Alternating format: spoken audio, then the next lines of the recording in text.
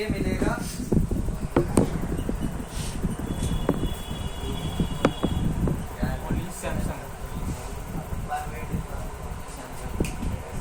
Hall sensor.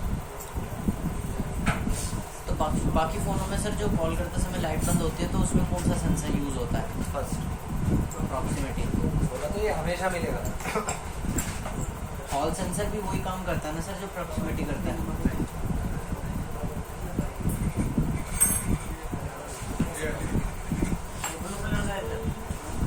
यहाँ जो आप देख रहे हैं ये होता है प्रॉक्सिमिटी सेंसर। अब अगर ये कभी खराब हो जाता है तो क्या प्रॉब्लम आती है, पहले तो इससे जान लो, बाकी सभी भी सुन लो, बेसिक वालों। आयरन वाले आयरन पे काम कर सकते हैं, बाकी सब सुन सकते हैं, तुम भी नदी सब। अक्सर प्रॉब्लम आती है कॉल करने पर लाइट ब्लैंक, डिस्प्ले की लाइट चली जाती है।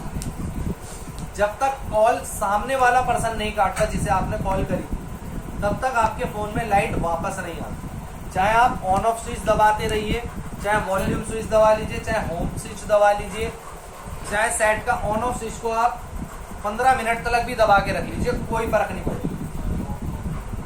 ठीक, ये प्रॉब्लम कब आती है? ये प्रॉब्लम आती है प्रॉक्सिमिटी सेंसर के खराब हो जाने से, या इस पे कोई भी ऐसा ऑब्जेक्ट आ जाने से जो इसकी इनविजिबल रे, समझ में आती है इनविजिबल रे, यानी कि पारदर्शी किरणें आर पार ना जाने दे, ये तब प्रॉब्लम आती है। अब ये प्रॉब्लम कब कब आ सकती है? कभी भी आपने फोन खोला, चाहे फ्रंट स्पीकर चेंज करने के लिए, चाहे फोल्डर के लिए, चाहे किसी भी चीज के लिए, हमेशा फोन के ऊपर की साइड जहां पर आपका ये टाइप का सेंसर लगा रहता है वहां पर एक पैकिंग लगी रहती है, रबड़। अगर वो रबड़ आपसे डैमेज हो गई, खो गई, तब ये प्रॉब्लम आएगी।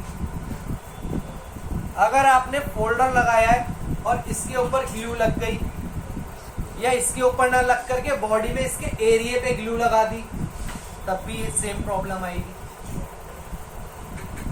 या फोल्डर लगाते टाइम आपने इसकी जगह पर ग्लू नहीं लगाई, टेम्पर्ड ग्लास चढ़ाया और टेम्पर्ड ग्लास आधा इसके ऊपर आ रहा है और आधा इसको छोड़े हुए, तब भी सेम प्रॉब्लम। ठीक, या फिर अक्सर क्या देखने को मिलता है कि फोन पानी में जाता है और इसके प्रिंट हो जाते हैं डैमेज। मेरे पास शायद किसी फोन में है, सर J6 में आता है प्रॉक्सिमिटी सेंसर, सब फोनों में आता है। उसमें क्या हो रहा है सर, कॉल करते समय ना इसके पास कार्बन आ जाता है, व्हाइट कलर की पॉलिश जम जाती है, तब भी ये प्रॉब्लम आएगी। अब इसका सॉल्यूशन क्या है? सॉल्यूशन ये होता है, अगर टेम्पर्ड ग्लास गलत लग गया है तो सबसे पहले तो आपको करना टेम्पर्ड से ही स्टार्ट होता है। चाहे कस्टमर आपके पास फोन लेके आए या आपसे हो गया हो, टेम्पर्ड ग्लास रिमूव करके या तो इसे पूरा का पूरा कवर करिए, यानी कि प्रॉपर इस पे कवर करना पड़ेगा आपको, तब ये प्रॉब्लम सॉल्व होएगी। या फिर प्रॉपर इसका एरिया खाली छोड़ना पड़ेगा, तब ये प्रॉब्लम सॉल्व होएगी। अगर टेम्पर्ड ग्लास फोन पे लगा हुआ ही नहीं है लेकिन फिर भी प्रॉब्लम है, तब उस कंडीशन में हम फोल्डर को डैमेज नहीं करना चाहते हैं। हम चाहते हैं कि भाई पहले बैक पैनल हटा के देख लें, क्या पता इसकी रबर डैमेज हो या इसके सामने का एरिया में डस्ट आ रखी हो या ग्लू लगी हुई हो, तो हम फोल्डर का रिस्क ना लेकर के पहले ये काम कर लें। क्योंकि जाहिर सी बात है यार, अगर फोल्डर निकालते में डैमेज हो गया तो कस्टमर तो वैसे ही चिढ़ जाएगा। तो जहां आप उससे 100, 200, 400, 500 इस साफ सफाई करने के ले भी सकते थे, वो भी नहीं ले पाओगे। और फोल्डर डैमेज हो जाने पर कस्टमर कई बार तो चलो कह भी देता है कि कोई बात नहीं, प्रॉब्लम सॉल्व होनी चाहिए, फोल्डर हो सकता है खराब हो, बदलवा भी लेता है फोल्डर। कई बार होता है कि आपने साफ करके फोल्डर बिल्कुल ऐसा फ्रेश उतारा और सफाई करके वापस चिपका दिया, तो भी प्रॉब्लम सॉल्व। क्योंकि जब फोल्डर हटने लग जाता है ऊपर की साइड से, तब भी गैप मिल गया इसको, इस इसके साथ सीन क्या है कि या तो इसकी जो इनविजिबल किरणें है या तो प्रॉपरली ब्लॉक कर दो, तो ये काम नहीं करेगा। अगर इसे काम कराना है तो इस पे ना तो बाहर की रोशनी जानी चाहिए अंदर, ना ही इसकी इनविजिबल रे में कोई चीज अड़नी चाहिए। ये इसका सीधा सा सिद्धांत है। सर ये आपने इसको अगर इसको बिल्कुल ब्लॉक कर देंगे तो भी तो दिक्कत सॉल्व हो जाएगी। ये इसके सिद्धांत है। तो इसके लिए हमारे को इसकी पैकिंग चेक करनी पड़ती है, इसके पास ग्लू नहीं लगी हुई ये चेक करनी पड़ती है, या फिर फोल्डर चिपकाते टाइम इसकी जगह पर प्रॉपर्ली ग्लू चिपकी हुई है या नहीं ये चेक करना पड़ेगा। अगर ये खराब दिख रहा है तो इसे हटा दीजिए, सेम बोर्ड खराब बोर्ड से नया निकालिए और इसको रिप्लेस कर दीजिए, प्रॉब्लम सॉल्व हो जाएगी। लेकिन अगर आप चाहते हो कि सिर्फ प्रॉब्लम का सॉल्यूशन मिल जाए कि ये कॉलिंग पे लाइट बंद होना बंद हो जाए, इसके अलावा कोई कंडीशन नहीं, ना ही आप मेहनत ज़्यादा करना चाहते हैं, ना ही कस्टमर पैसे देना चाहता ज़्यादा देना चाहता, तो इस कंडीशन में इसके ऊपर ब्लैक कलर की टेप लगा कर इसे फुल्ली कवर करके पैक कर दो या इसे रिमूव कर दो बोर्ड पर से। इसे रिमूव कर देने से ये प्रॉब्लम खत्म हो जाएगी कि कॉलिंग पे जो लाइट बंद हो जा रही थी अपने आप, अब वो नहीं हुई। अब क्या है, ऑन ऑफ स्विच से ही लाइट बंद करनी पड़ेगी और ऑन ऑफ स्विच से ही वापस कॉलिंग पे लाइट चालू कर दो। तो जो पहले प्रॉब्लम थी वो सॉल्व। ऐसी प्रॉब्लम आती एक और जगह पर, जब हम एमोलेड डिस्प्ले की जगह पे आईपीएस डिस्प्ले लगा देते हैं, तब भी ये प्रॉब्लम देखने को मिलती है। तो कस्टमर जैसे सैमसंग का फोन लेके आता है, Samsung A50, A20, J7, J6, तो इन फोल्डरों में क्या होता है कि एमोलेड तो कस्टमर डलवाता नहीं है, क्योंकि एमोलेड आते हैं 3000 रुपए के। अब कोई J7 में 3000 का फोल्डर कैसे डलवा लेगा? फोन की कीमत 2500 रुपए की है पूरे की, तो वो लोकल ही डलवाता है कि भाई सस्ते वाला डाल। सस्ते वाला डालने पे कस्टमर आप कस्टमर को ये बता दें कि भाई इसमें एमोलेड डिस्प्ले यूज होती है फिंगरप्रिंट वाली जैसी, तो उसकी जगह पर आप लगवा रहे हो विदाउट फिंगर वाली, जिसकी वजह से आपके सभी सेंसर काम करना बंद कर देंगे। ठीक है ना? तो ये चीज आपको पता होनी चाहिए। फिंगरप्रिंट सेंसर डिस्प्ले में नहीं आता, तो उन्हीं डिस्प्ले में इसकी बैक साइड पे ही इसे लगाया जाता है। दूसरा कि इसके साथ एक काम और भी बंद हो जाता है, कॉलिंग का तो था ही था, दूसरा काम जो होएगा ऑटोमेटिक ब्राइटनेस। जैसे आप रोशनी में जाते हो ब्राइटनेस बढ़ जाती है ना खुद ब खुद, अंधेरे में तो कम हो जाती है। ये फीचर्स काम करना बंद कर देते, क्योंकि अगर आप देखोगे तो ये जो ब्लू कलर का सेंसर दिख रहा है ये है प्रॉक्सिमिटी, सिर्फ इतना। और ये जो एलईडी बल्ब जैसा दिख रहा है ये है ambient light sensor. Ambient light sensor जो होता है ये मौसम के अनुसार लाइट को कंट्रोल करने का काम करता है। आप रात में घर से बाहर निकलते हो लाइट बिल्कुल डिम रखता है, आप मॉर्निंग में घर से बाहर निकलते हो तो मीडियम रखता है, आप आफ्टरनून में घर से बाहर निकलते हो ब्राइटनेस फुल कर देता है। ऑटोमेटिक चलता है, यूज नहीं करते तभी नहीं पता। ये ऑटोमेटिक ब्राइटनेस मोड जो होता है वो इसी सेंसर का काम होता है। तो अगर आप इस सेंसर को सिर्फ रिमूव करके सॉल्यूशन करना चाह रहे थे तो कस्टमर को ये भी बता दीजिएगा कि आपका ऑटोमेटिक ब्राइटनेस मोड भी खत्म हो जाएगा। ठीक, अगर कस्टमर कह रहा है कि भाई मेरे को तो चाहिए जैसा पहले था वैसा एज इट इज। अब अगर बात करें भाई फोल्डर तो लगवा रहा है कस्टमर 1000 रुपए वाला 2000 में, चलो, लेकिन ओरिजिनल फोल्डर आ रहा है 7000 का, वो मना कर रहा है और फिर भी उसे ये चाहिए तो नहीं हो सकता, सीधे मना, साफ मना। या तो करवाओ पूरा का पूरा काम ओरिजिनल जेन्युइन, तो काम करेगा, वरना बोलो। दूसरा, अगर आईपीएस डिस्प्ले ही है उसमें काम करना है, वीवो Y81 से लेकर के Y95 तक, इसमें 6 मॉडल आ जाते हैं, 81, 83, 85, 91, 93, 95। इन सभी में पत्ते वाला प्रॉक्सिमिटी सेंसर आता है, जो कि बोर्ड पर इस टाइप से फिक्स नहीं रहता।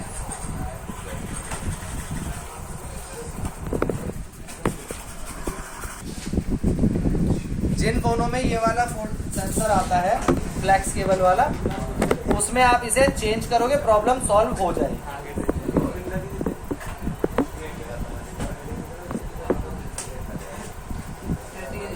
नया सेंसर डालोगे प्रॉब्लम सॉल्व हो जाएगी, वरना कस्टमर के फोन में डैमेज हो रखा है सेंसर, दूसरे बोर्ड से सेंसर सेम साइज का है, निकाल करके रिप्लेस करोगे प्रॉब्लम सॉल्व हो जाएगी। लेकिन अगर कस्टमर कहता है कि भाई मैं तो 1000 रुपए भी देने को तैयार हूँ, सारा काम ओरिजिनल है, मुझे ये सेंसर ओके चाहिए, तब हम क्या करें? तब हम इसका सेम स्क्रैप बोर्ड लेकर के आएंगे, सेम सेट, उस पे से निकाल के रिप्लेस करेंगे, सॉल्व होती है। अगर प्रिंट ही डैमेज है तो लाओ,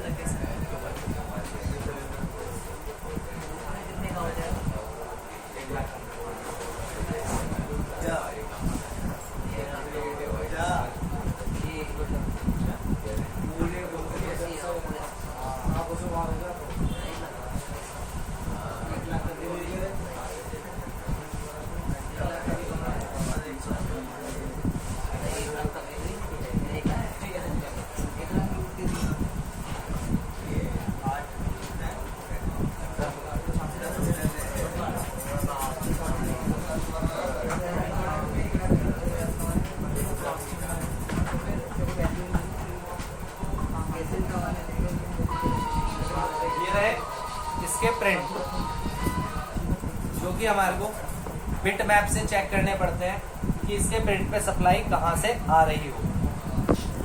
अगर कभी इसका प्रिंट डैमेज हो जाए तो इसमें से ये 3 तो रहते हैं ग्राउंड, यानी कि ये दोनों नॉट कनेक्टेड है, ये ग्राउंड है, पॉजिटिव एक ये है, ये एम्बिएंट लाइट का है, इसका एक प्रिंट पॉजिटिव होता है और प्रॉक्सिमिटी के चारों प्रिंट पॉजिटिव होते हैं। ठीक, अब इस पे कहां से सप्लाई आ रही है ये चीज चेक कर लेते हैं।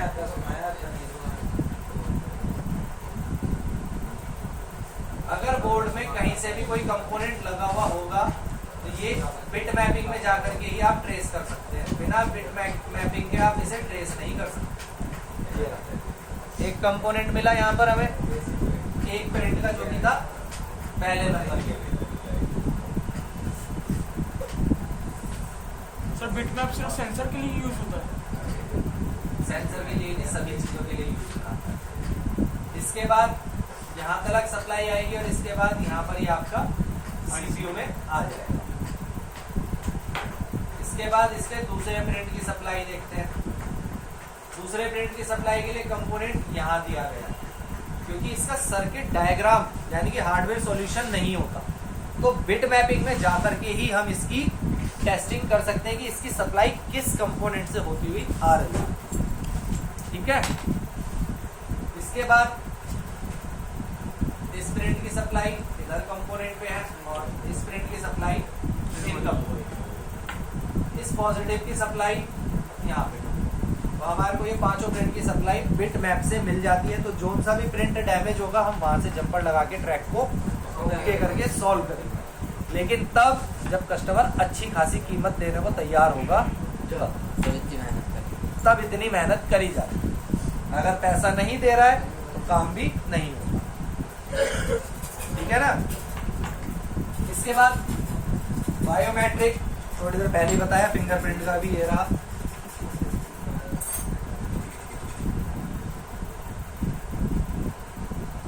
बायोमेट्रिक का तो हार्डवेयर सॉल्यूशन मिल जाना है बॉर्नियो में आपको, और इस पे से इजीली देख करके। वैसे प्रॉब्लम कब आती है? पत्ता कट जाने पर।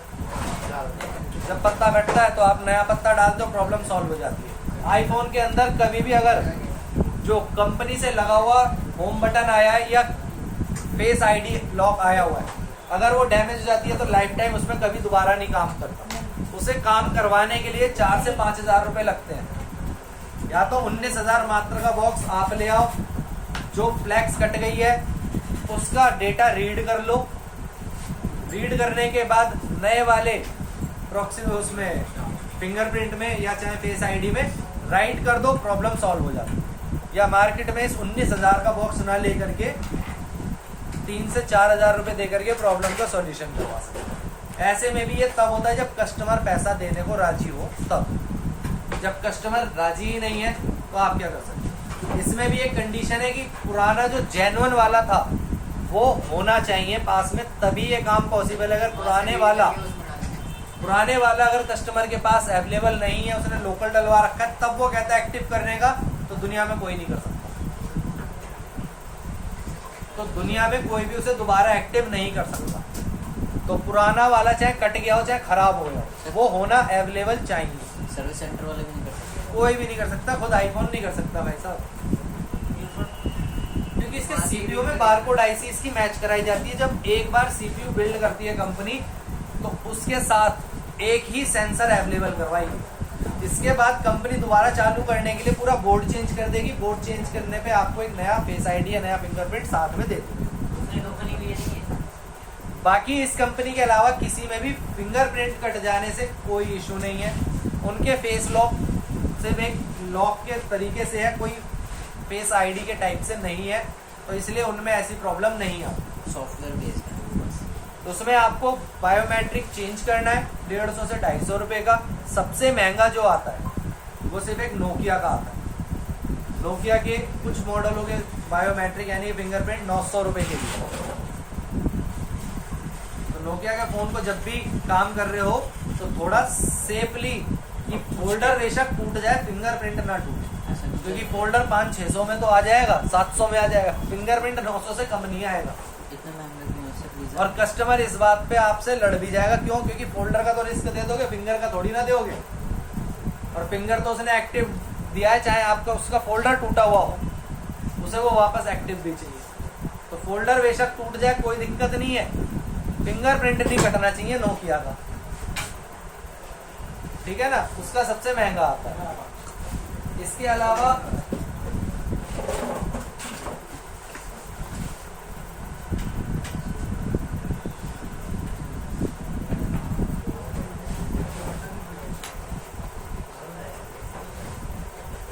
कंपास और गायरोस्कोप। कंपास यानी कि जीपीएस के लिए यूज में किया जाता है, नेविगेशन के लिए, आपकी दिशाएं बताने के लिए ये सेंसर होता है। ये सेंसर एक एप्लीकेशन के रूप में होता है, बोर्ड पर अलग से इसका कोई कंपोनेंट या अलग से कोई एक स्पेसिफिक सेंसर नहीं लगा होता। गायरोस्कोप ये ज्यादातर गेमिंग फोनों में अलग से देखने को मिलेगा एक आईसी के रूप में। गेमिंग फोन में वहां एक बार को देखने को मिलेगा, बाकी नॉर्मल फोनों के अंदर भी ये सीपीयू आईसी में कंबाइंड रहता है, तो ये अलग से देखने को नहीं मिलता। जीपीएस लोकेशन दिखाने का काम करता है, ये भी हमारे ब्लूटूथ वाईफाई सेक्शन में कंबाइंड हो जाता है। वाईफाई सेक्शन में नहीं मिलता है तो सीधा का सीधा सीपीयू आईसी में कंबाइंड मिलता है, अलग से कोई चीज नहीं लगी हुई बोर्ड पे, ठीक। इसके बाद आता है हार्ट रेट सेंसर, जो कि आप स्पोर्ट्स बैंड आजकल देखते हो, जो हार्ट बीट बताता है आपका। पहले के जो सैमसंग के फोन आए थे, सैमसंग अल्फा, छोटा सा फोन था, 4G फोन था, इतना सही फोन, वो 40 से 50 हजार था जब अपने टाइम पे आया था। फीचर्स ज्यादा कुछ नहीं थे, सिर्फ यही था कि फिंगरप्रिंट, फिंगर उसकी एलईडी फ्लैश लाइट पे रखो, वो हार्ट बीट बता दे। इसके अलावा S6 as, S7 as, S8, S9, S series के जितने भी फोन आते हैं, इसकी फ्लैश लाइट के पास भी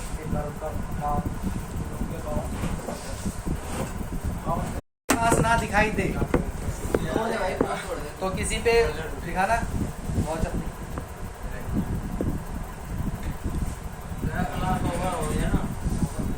तो ये लगा हुआ,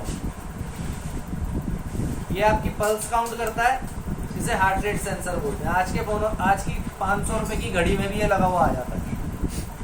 आज इसकी कोई वैल्यू नहीं रही, पहले इसकी बहुत वैल्यू थी, तो ये फिटनेस टाइप फोनों में यूज किया जाता है।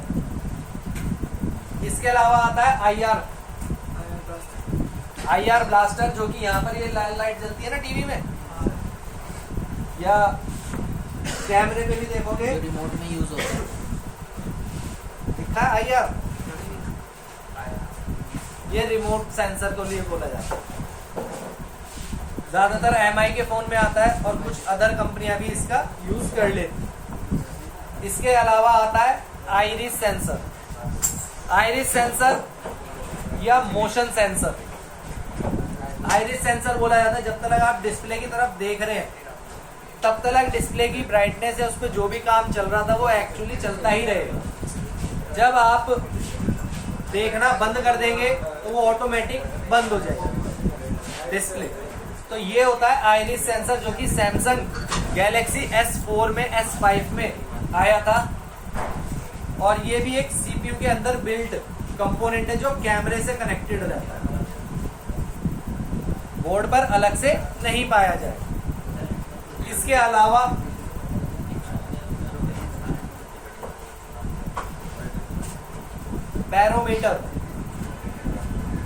बैरोमीटर जो होता है वो एयर का प्रेशर बताने का काम करता है, जो कि टेम्परेचर बताने के लिए भी फोन में लगा रहता है। ये जो है वेदर के अकॉर्डिंगली काम करता है, जो कि आपके जीएसएम पे नेटवर्क के अकॉर्डिंग काम करता है। जिस एरिया में जाओगे नेटवर्क अपने आप इसको ऑटोमेटिक चेंज करता चला जाएगा। तो ये नेटवर्क पे डिपेंड होकर के चलता है, जो कि बोर्ड में कोई अलग से कंपोनेंट नहीं है। ये सिर्फ इंफॉर्मेशन बेस्ड एक सेंसर है। ठीक है, आज के लिए सारे सेंसर्स काफी हैं। कल हॉल आईसी सेंसर के बारे में बताएंगे।